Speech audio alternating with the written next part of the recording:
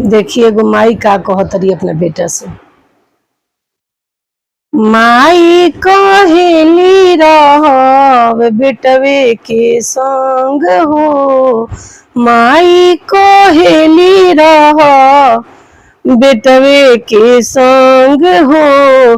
तू ही हमारे जिंदगी बबुआ, तू ही हमारे जिंदगी बबुआ, तू ही हवा धन हो, तू ही हमारे जिंदगी बबुआ, तू ही हमारे धन हो। एक पल जे दूर होला लागे ना मन हो, एक पल जे दूर होला लागे ना मन हो।